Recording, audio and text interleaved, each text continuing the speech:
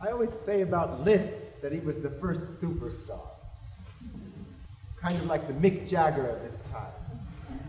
The Beatles, Elizabeth Taylor, Clark Gable. Anything you can imagine, that's what people imagined Liszt was. He was noble, he was tall, with a wonderful profile, and long shock of golden hair.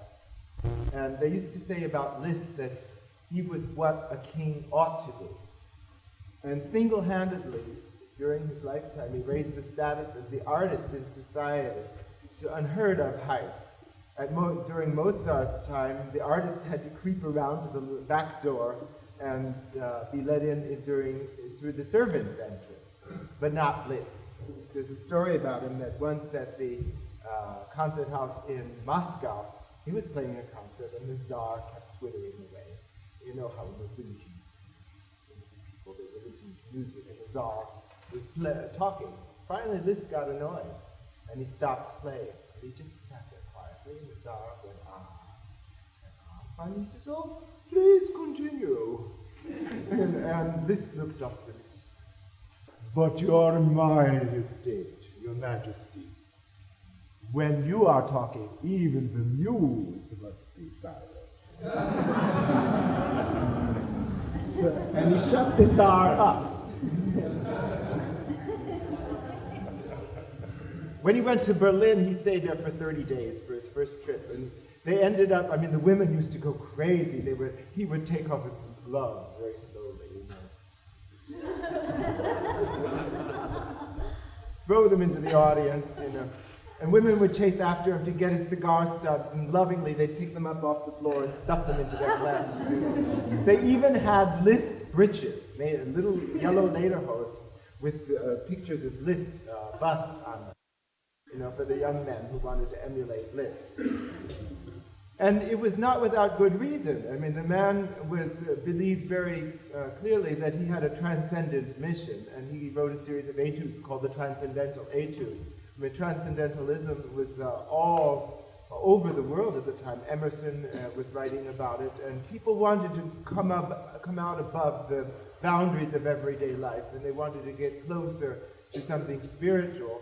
And Liszt's way of doing it was through his very highly emotional music and virtuosity that just ripped through every boundary.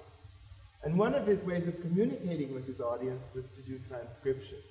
Now, we all go to movies where we see movies based on a book, and I think it's rather well accepted nowadays that it's silly to compare a movie with the book. Movies don't work that way. And the same thing is true of transcriptions, is that when a composer writes a transcription, it's really a different piece than the piece upon which it's based. Nevertheless, I think that Liszt somehow preserves the quality of the music in his transcription, especially in the Don Giovanni transcription, the Reminiscences de Don Juan, or the Don Juan fantasy, as it's popularly known among pianists, because we can't speak French, most of us. But in this, Liszt takes 3 scenes from the opera.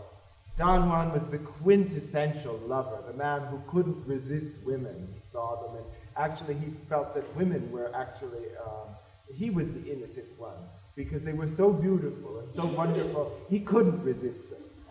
And he succeeded in seducing a number of beauties, and then fell in love with Serlinda, whose father was an important man, a commendatore, and he even murdered the father to get it, Serlinda. And at the very end of the opera, the ghost of the dead father comes alive through a statue and tells him, "You better watch out and mend your ways, or else you'll go to hell."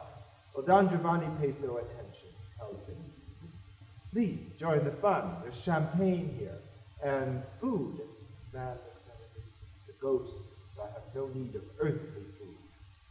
And he says, "I must be going." Gives his last warning.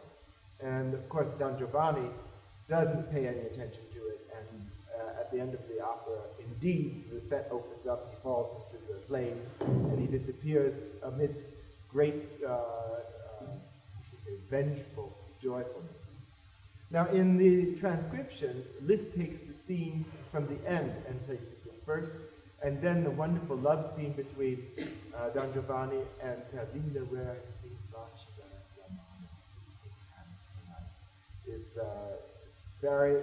goes through a series of variations, and at the end there's the famous Champagne aria, which you'll notice